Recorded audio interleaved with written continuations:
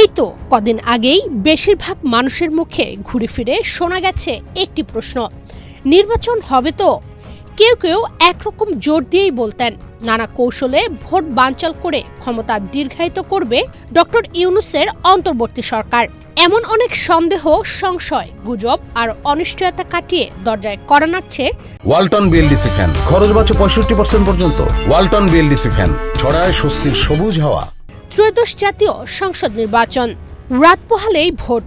এরই মধ্যে সব প্রস্তুতি সম্পন্ন করেছে নির্বাচন কমিশন।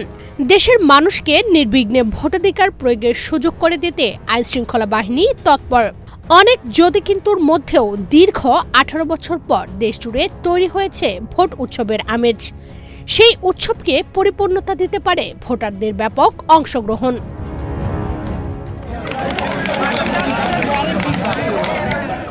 বাংলাদেশে সর্বশেষ 2008 সালে নবম জাতীয় সংসদ নির্বাচনে ভোটাধিকারের পরিপূর্ণ স্বাদ পেয়েছে মানুষ। এরপর একে একে 3টি নির্বাচন ছিল ক্ষমতাসীনদের স্বেচ্ছাচারিতার উৎকৃষ্ট উদাহরণ। 2014 সালের 5 জানুয়ারি যে নির্বাচনটি হয় তা দেশের গণতন্ত্রের ইতিহাসে নিকৃষ্টতম নির্বাচনের উদাহরণ হয়ে থাকবে। বিএনপি সহ অধিকাংশ দলই এই নির্বাচন বর্জন করে এবং শেখ হাসিনার নেতৃত্বাধীন আওয়ামী লীগ ও স্বতন্ত্র সহ 17টি দল নির্বাচনে প্রতিদ্বন্দ্বিতা করে। এই নির্বাচনে ক্ষমতাসীন বাংলাদেশ আওয়ামী লীগ 234টি আসনে নিরাপদ সংখ্যাগরিষ্ঠতা নিয়ে জয়লাভ করে। তবে বিরোধী জোট বর্জন করায় নির্বাচনটি বেশ বিতর্কিত ছিল।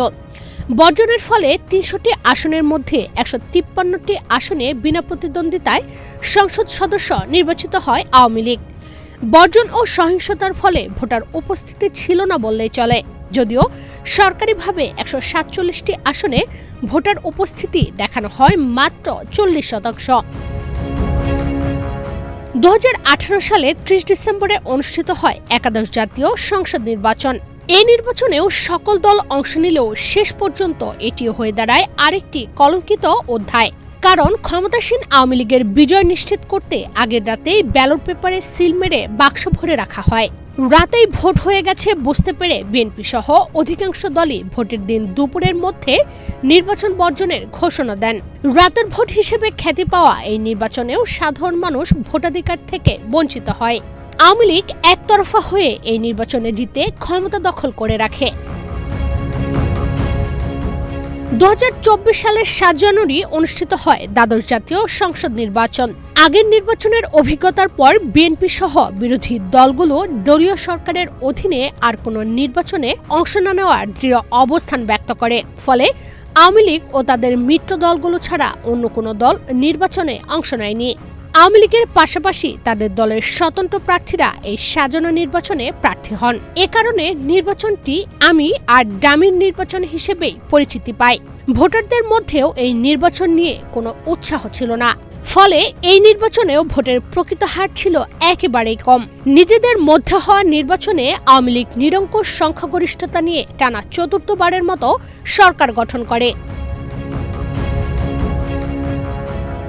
তবে পাতানো নির্বাচনের মাধ্যমে জনগণের ভোটাধিকার হরণ করে এবার আর পার পায়নি আওয়ামী লীগ।